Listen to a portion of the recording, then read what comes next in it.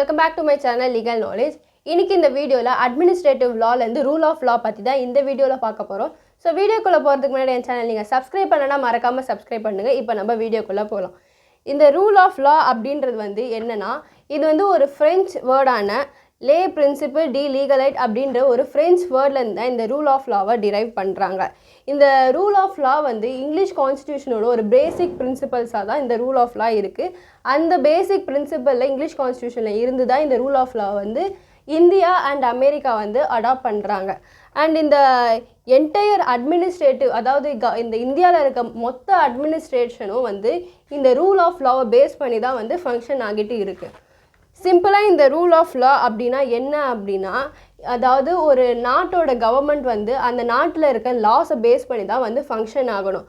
அது இல்லாமல் லாஸ் வந்து அந்த கவர்மெண்ட்டுக்கு ஏற்ற மாதிரி மாற்றி அமைச்சிக்க கூடாது. இதுதான் வந்து இந்த ரூல் ஆஃப் லாவோட பேசிக் ஐடியா.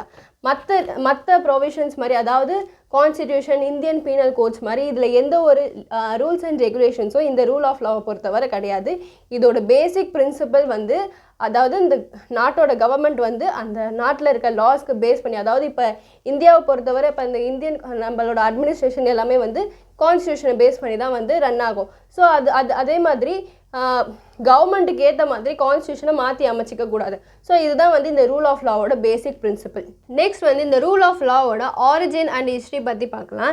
இந்த ரூல் ஆஃப் லா அப்படின்றது வந்து 13th செஞ்சுரியில் இருந்த ஹென்ரி டி பிராக்டன் அப்படின்ற ஜட்ஜ் வந்து அவரோட கேஸோட ஒரு ஹியரிங்கில் வந்து ஒரு ஸ்டேட்மெண்ட்டை வந்து கொடுக்குறாரு.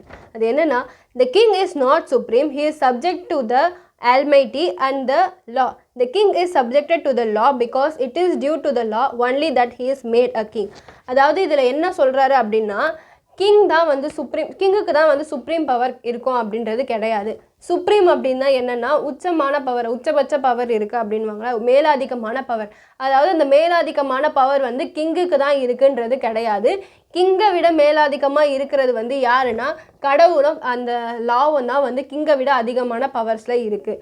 ஸோ இந்த லா அப்படின்றது ஒன்று இருக்கிறதால தான் வந்து இந்த கிங் அப்படின்றவங்களே வந்து அந்த கிங் அப்படின்ற அந்த பொசிஷனில் உட்காந்து அந்த பேர் அவங்களுக்கு அந்த கிடச்சிது அப்படின்னு சொல்லிட்டு இந்த ஹென்ரி டி பிராக்டன் அப்படின்றவர் வந்து 13th செஞ்சுரியிலே வந்து அதாவது ஏன்ஷியன்ட் பீரியடில் வந்து 13th செஞ்சுரியிலே வந்து அவர் அதை டிஃபைன் பண்ணியிருக்காரு.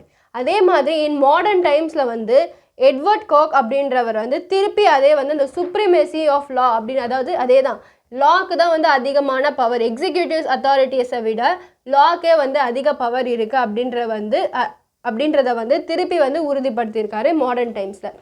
நெக்ஸ்ட்டாக வந்து அடுத்ததாக வந்து ஏவி டைசியோட ரூல் ஆஃப் லா கான்செப்டை பற்றி பார்க்கலாம். இந்த ஏவி டைசி இங்கிலாண்டை சேர்ந்த ஏவி டைசி அவர் லா ஆஃப் த கான்ஸ்டிடியூஷன் அப்படின்ற புக்கில் வந்து ஒரு டெஃபினேஷன் எழுதியிருக்காரு. என்னென்னா people who are in government job have different law from ordinary citizen and the rule of law is equal for everyone whether he is Prime Minister of India or a normal clerk working in an office. The same law will be applicable to both of them. No discrimination will be done under the rule of law and rule of law is supreme in nature அப்படின்னு சொல்லி இந்த டெஃபினிஷனை கொடுத்துருக்காரு. அதாவது என்னென்னா ஒரு நாட்டில் வந்து government ஜாபில் வேலை செய்கிறவங்களுக்கும் நார்மல் சிட்டிசனுக்குமே வந்து டிஃப்ரெண்ட்டான லாஸ் தான் வந்து இருக்குது அப்படின்னு சொல்கிறாரு. ஆனால் இந்த ரூல் ஆஃப் லா பொறுத்தவரை எல்லாருக்குமே வந்து ஒரே லா தான். அவங்க வந்து பிரைம் மினிஸ்டராக இருந்தாலுமே சரி, அந்த நாட்டில் வேலை செய்கிற நார்மலான ஒரு ஆஃபீஸில் வேலை செய்கிற கிளர்க்காக இருந்தாலுமே சரி, எல்லாருக்குமே ஒரே லா தான், ஈக்குவலான லா தான், சேம் லா தான் வந்து எல்லாருக்குமே வந்து அப்ளிகபிள் ஆகும் அப்படின்னு சொல்கிறாரு. அதே மாதிரி எந்த ஒரு டிஸ்கிரிமினேஷனும் வந்து அந்த லாவில் வந்து இருக்காது அப்படின்னு சொல்கிறாரு. ரூல் ஆஃப் லாக்கு மட்டும்தான் சுப்ரீமான பவர் இருக்குது அப்படின்னு சொல்லி ஏவி டைசி அவரோட அந்த அந்த லா ஆஃப் த கான்ஸ்டிடியூஷன் அப்படின்ற புக்கில் வந்து எழுதியிருக்காரு. ஏவி டைசியோட 3 principles are 3 pillars of rule of law என்னென்னா ஃபர்ஸ்ட் வந்து சுப்ரிமேசி ஆஃப் லா அண்ட் ரெண்டாவது வந்து ஈக்குவாலிட்டி பிஃபோர் லா அண்ட் மூணாவது வந்து ப்ரீடாமினன்ஸ் ஆஃப் லீகல் ஸ்பிரிட். இந்த சுப்ரிமேசி ஆஃப் லாவில் என்ன சொல்கிறாரு அப்படின்னா அது ஏற்கனவே சொன்னதான் லாக்கு தான் வந்து அதிகமான பவர் இருக்குது. லாவை தவிர அதிக பவர் வேறு எந்த ஒரு இதுக்குமே கிடையாது அப்படின்னு சொல்கிறாரு. அதே மாதிரி எந்த ஒரு நபருமே வந்து காரணம் இல்லாமல் பனிஷ் பண்ணக்கூடாது. அன்லஸ் வந்து அவங்க ஏதாவது ஒரு லாவை வயலேட் பண்ணியிருந்தா மட்டும்தான் அவங்களுக்கு வந்து பனிஷ்மெண்ட் வந்து கொடுக்கணும். அதுவுமே அந்த பனிஷ்மெண்ட்டை கொடுக்கறதுக்குன்னு வந்து கோர்ட் இருக்குது. அந்த கோர்ட் தான் வந்து அந்த பனிஷ்மெண்ட்டை கொடுக்க முடியும் அப்படின்னு சொல்லி இந்த சுப்ரீமேசி ஆஃப் லாவில் வந்து சொல்கிறாரு. அண்ட் ரெண்டாவது பிரின்சிபல் வந்து ஈக்குவாலிட்டி பிஃபோர் லா. இந்த இதில் வந்து என்ன சொல்கிறாருன்னா, லாவை பொறுத்தவரை எல்லாருமே சமம் தான், எந்த ஒரு ஏற்றத்தாழ்வுமே இருக்கக்கூடாது. சட்டத்தோட பார்வையில் வந்து எல்லாருமே சமம் தான். அவங்க வந்து ஏழையாக இருந்தாலும் சரி, பணக்காரங்களாக இருந்தாலும் சரி, கவர்மெண்ட் அஃபிஷியலாக இருந்தாலுமே சரி, நான் கவர்மெண்ட் அஃபிஷியலாக இருந்தாலுமே சரி, அவங்களுக்குள்ள எந்த ஒரு வேற்றுமையும் இல்லை, சட்டத்துக்கு முன்னாடி எல்லாருமே சமம் தான் அப்படின்னு சொல்லி இந்த ஈக்குவாலிட்டி பிஃபோர் லா அப்படின்றதுல வந்து சொல்கிறாரு. அண்ட் மூணாவது பிரின்சிபல் என்னென்னா ப்ரீடாமினன்ஸ் ஆஃப் லீகல் ஸ்பிரிட்.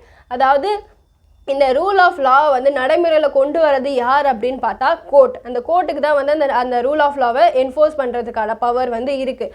அப்படிப்பட்ட அந்த கோர்ட்டை வந்து எந்த ஒரு இன்ஃப்ளூயன்ஸோ, இம்பார்ஷியாலிட்டி அண்ட் இன்ஃப்ளூயன்ஸ், எக்ஸ்டர்னல் அதாவது மற்ற அத்தாரிட்டிலேருந்து வர இன்ஃப்ளூயன்ஸ் எதுவுமே இல்லாமல் ஃப்ரீயாக வந்து அந்த கோர்ட் வந்து ஃபங்க்ஷன் ஆகணும் அப்படின்னு சொல்லி இந்த 3 பிரின்சிபல்ஸில் வந்து ரூல் ஆஃப் லாவோட 3 பிரின்சிபல்ஸ் வந்து ஏவிடைசி டிஃபைன் பண்ணுறாரு. Rule of law in India, அதாவது இந்தியாவில் ரூல் ஆஃப் லா எப்படி இருக்குது அப்படின்றத பார்க்கலாம். இந்தியாவை பொறுத்தவரை அந்த சுப்ரீம் பவர் யாருக்கு இருக்குது அப்படின்னா கான்ஸ்டிடியூஷன் ஆஃப் இந்தியாவுக்கு தான் அந்த சுப்ரீம் பவர் இருக்குது.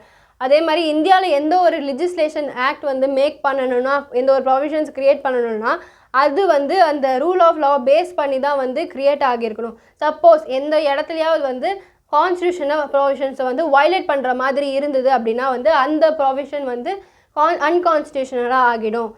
அண்டு அடுத்ததாக என்னென்னா, ஈவன் இந்த ப்ரீஆம்பிள்லையுமே என்ன சொல்கிறாங்கன்னா, ஜஸ்டிஸ், ஈக்குவாலிட்டி, லிபர்ட்டி, ஃப்ராட்டர்னிட்டி அப்படின்ற அந்த வேர்ட்ஸ் எல்லாத்தையும் இந்த ப்ரீஆம்பிள்லையுமே மென்ஷன் பண்ணியிருக்காங்க. டைசி சொன்ன அந்த ஈக்குவாலிட்டி பிஃபோர் லா அப்படின்றத இந்தியன் கான்ஸ்டியூஷனில் ஆர்டிகல் 14 வந்து அதை மென்ஷன் பண்ணியிருக்காங்க. ஈக்குவாலிட்டி பிஃபோர் லா அப்படின்றத டிஃபைன் பண்ணியிருக்காங்க. ஸோ இந்த இந்தியாவை பொறுத்தவரை அந்த சுப்ரீம் பவர் யாருக்கு இருக்குது அப்படின்னா, அந்த 3 ஆர்கன்ஸ், கான்ஸ்டியூஷன் கீழே ஃபங்க்ஷன் ஆகிற அந்த 3 ஆர்கன்ஸ், லெஜிஸ்லேச்சர், எக்ஸிக்யூட்டிவ், ஜுடிஷியரி, இந்த 3 ஆர்கன்ஸ்க்கு தான் வந்து அந்த சுப்ரீம் பவர் வந்து இந்தியாவில் இருக்குது. அதே மாதிரி இந்த சுப்ரீம் பவர் இருக்க மாதிரி இந்தியாவில் சில எக்ஸப்ஷன் கேசஸ்மே இருக்குது. அந்த ரூல் ஆஃப் லாவில் இருந்து அந்த லா தான் இந்த சுப்ரீமான பவர், எல்லாருமே சட்டத்துக்கு முன்னாடி சமம் அப்படின்றதுலேருந்து சில எக்ஸப்ஷன்ஸும் இந்தியாவில் இருக்குது. இந்தியாவில் அந்த ரூல் ஆஃப் லாவை ஸ்ட்ரிக்டாக ஃபாலோ பண்ணலை அப்படின்னு சொல்கிறாங்க. ஏன் அப்படின்னா வந்து இந்தியாவில் இருக்க பிரசிடெண்ட்டுக்கும் எல்லா ஸ்டேட்டில் இருக்க கவர்னர்ஸ்க்குமே வந்து நிறைய எக்ஸப்ஷன்ஸ் வந்து இருக்குது. லாவை விட நிறைய இடத்துல வந்து அவங்க சுப்ரீமாக வந்து கருதப்படுறாங்க அப்படின்னு சொல்கிறாங்க. என்னென்ன சிச்சுவேஷன்லாம் அப்படின்னா, ஃபர்ஸ்ட் வந்து ஆர்டிகல் 72 அண்ட் 161 வந்து என்ன டிஃபைன் பண்ணுறாங்கன்னா, இந்த பிரசிடெண்ட்டுக்கும் கவர்னருக்கும் தான் வந்து பார்டனிங் பவர், அதாவது ஒரு குற்றத்தை செஞ்சவங்களை வந்து மன்னிக்கிறதுக்கான பவர் வந்து இந்த கவர்னருக்கும் பிரசிடெண்ட்டுக்குமே தான் இருக்குது. அதே மாதிரி யாருக்குன்னா ஏதாவது பனிஷ்மெண்ட் கொடுத்துருந்தாங்கன்னா அந்த பனிஷ்மெண்ட்டோட பீரியட், அந்த டேர்ம்ஸை வந்து குறைக்கிறதுக்கான பவரும் வந்து கவர்னர்கிட்ட இருக்குது. அந்த பனிஷ்மெண்ட்லேருந்து அவங்க ரிமூவ் பண்ணுறதுக்கான பவர்ஸுமே வந்து கவர்னருக்குமே பிரசிடெண்ட்டுக்குமே மட்டும்தான் இருக்குது. இந்த பவர் வந்து வேறு யாருக்குமே கண்ட்ரியில் கிடையாது. ஈவன் பிரைம் மினிஸ்டருக்குமே அந்த பவர் கிடையாது அப்படின்றத இந்த எக்ஸப்ஷனில் சொல்லியிருக்காங்க. அண்ட் அடுத்தது என்னென்னா, ஆர்டிகல் 356 என்ன சொல்கிறாங்கன்னா, கவர்னருக்கு மட்டும்தான் வந்து ஒரு ஸ்டேட்டில் எமர்ஜென்சி சுச்சுவேஷனை கொண்டு வரணும் அப்படின்னா வந்து ஒரு காமனான ரிப்போர்ட்டை வந்து எமர்ஜென்சி ரிப்போர்ட் வந்து பிரசிடெண்ட்டுக்கு அனுப்பி அந்த ஸ்டேட்டில் வந்து எமர்ஜென்சியை கொண்டு வர முடியும். வேறு யாராலையுமே வந்து அந்த ஸ்டேட்டில் எமர்ஜென்சியெல்லாம் வந்து கொண்டு வர முடியாது. ஸோ இந்த இடத்துல இவங்க தான் வந்து கவர்னர்ஸும் பிரசிடெண்ட்டை தான் வந்து சுப்ரீமாக மென்ஷன் ஆகுறாங்க அப்படின்னு சொல்கிறாங்க. அதே மாதிரி போலீஸ் ஆஃபீஸர்ஸ்னால மட்டும்தான் வந்து ஒரு பர்சனை வந்து அரெஸ்ட் பண்ண முடியும், ஈவன் வித்தவுட் அ வாரண்ட் இல்லாமையும், காக்னிசபிள் அஃபென்ஸாக இருந்தால் வாரண்ட் இல்லாமையும் வந்து ஒரு பர்சனை வந்து அரெஸ்ட் பண்ண முடியும். இந்த மாதிரியான அரெஸ்ட்டை வந்து வேறு ஒரு காமன் சிட்டிசன் போய் இன்னொரு காமன் சிட்டிசன் வந்து அரெஸ்ட் பண்ண முடியாது. ஆனால் போலீஸால் வந்து அரெஸ்ட் பண்ண முடியும்.